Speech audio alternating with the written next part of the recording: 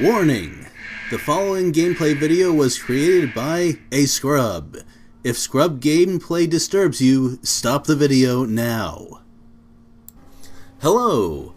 Before we go any further, I found that rolling to the right side, well, your left, makes it do that. Pretty much all of its attacks miss, and you can hit it from behind. Works pretty well, though still not 100% effective, so I still try to avoid them. Moving on.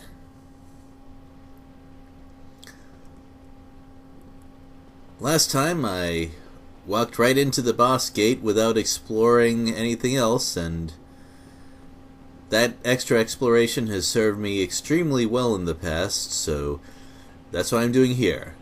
Also, this is post-commentary.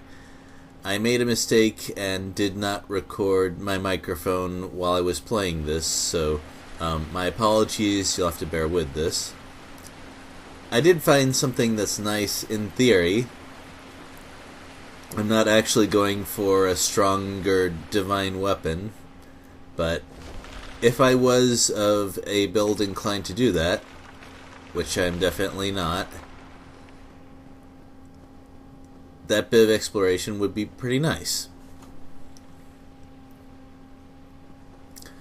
Also, those little skeletons seem to like the pool. And I want to see if maybe the fast sweeping swings of the scimitar are good for fighting them.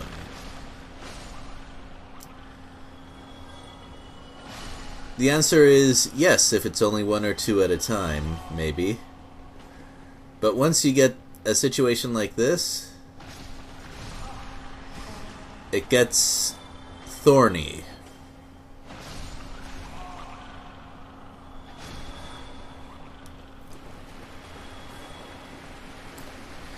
So it's still best to just avoid them. I was hoping there might be something else around the various underground, well, it's all underground, but lower loops around here, but that doesn't seem to be the case. And I just went around in a big circle. Well, I guess that's the sort of thing that happens when you're exploring that sort of thing for the first time. But no harm done. Also, that's a direction I haven't gone before. And looks like there's no other way to get there, so jumping down, hooray. And it seems to have worked. Well, that looks really fancy. What does the item screen say?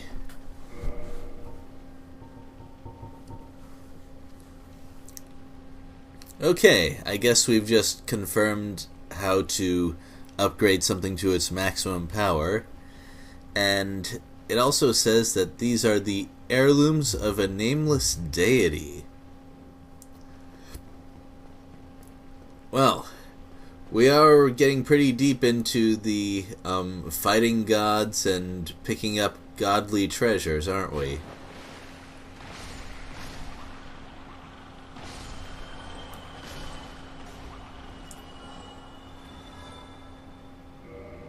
So let's double check that.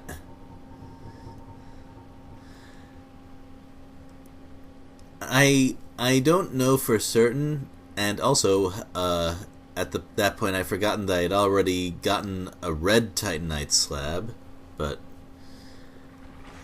if these work like the other upgrade materials, they are consumed the moment you use them to power up a weapon, which means that this priceless, irreplaceable artifact would be gone forever. Okay, well, what you gonna do? We're not historians.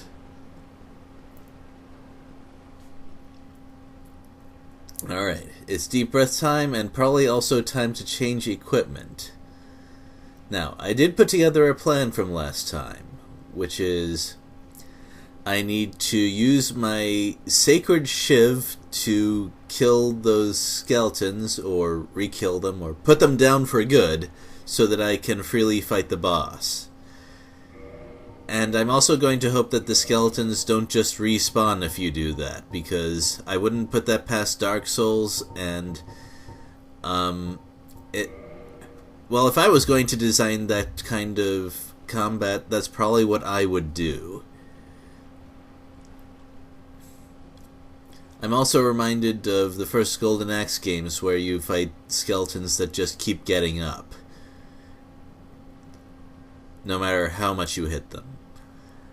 Well, technically you can kill them, but they have as much health as the final boss, so there's no reason to bother.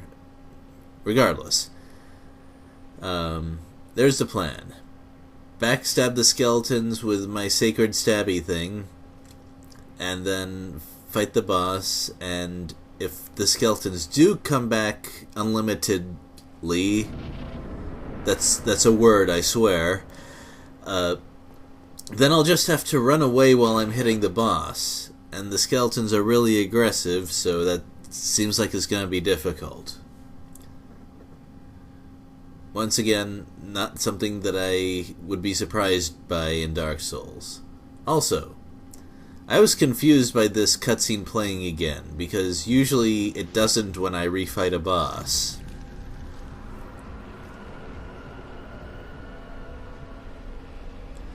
And hopefully I don't have to look at that cutscene every time I refight it, because that would be annoying. So, let's fight a Lord Soul boss with just 2 Estus flasks, huh? Oh boy.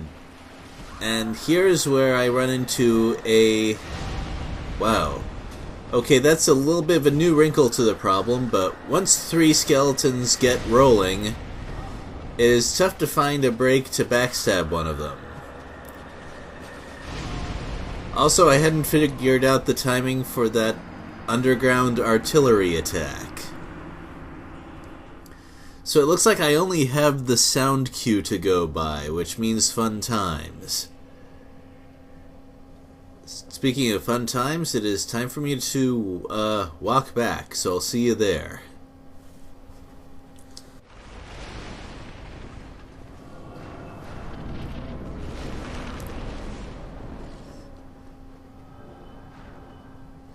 That unavoidable fall damage annoys me greatly. Also, yes, pressing start was the solution that I needed, and wow. Gravelord Nito did not waste any time. Fortunately, neither did I. And I was quite relieved to see that my Sacred Backstabber did enough damage. Ooh.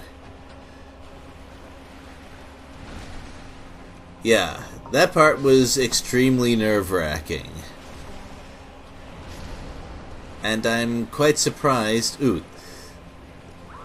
Another thing that worried me was that Nito killing off that skeleton would throw me off and make me unable to kill it the way I wanted to because of, well, distractions. Take that! Your surprise attack from below can't deal with my iframes. Also, you're really slow, aren't you?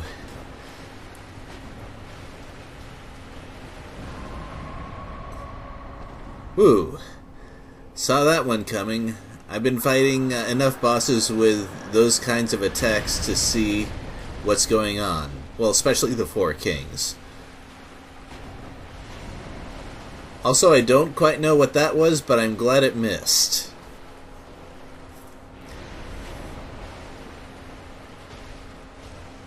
I was kind of hoping it would do more of that underground artillery, because roll spam seems to deal with it pretty well.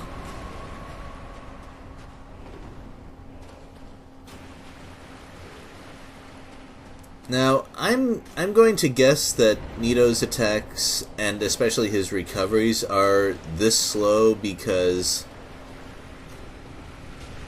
you might have skeletons chasing you. Also, I was hoping I could kill it before the attack came out, but my stamina management wasn't up to it. But anyway, I can imagine this fight being... Oh, right, nice reflexes past me. Anyway, I imagine this fight was designed this way... I'm sorry, it would have the proper Dark Souls difficulty if I didn't kill the skeletons, because then I'd probably be able to hit Nito like once each time there was an opening before the skeletons caught up to me. But that's not what happened, so I beat this guy on the third try. I actually wasn't that disappointed because even though the fight wasn't that hard, it more or less fit the image I had of fighting something like that compared to the cutscene at the start of the game. I mean, there was necromancy, there was dark miasma magic, there was that big scythe swing and weird attacks, so from an atmospheric level, that's fine. I have no problem with this. And that's pretty much all I have to say about that. 3 down, 1 to go. At least until the next big part of the game. Who knows, maybe I have to fight Gwyn's 4 trusted generals next. And there's like another bunch of areas that unlock. I don't know.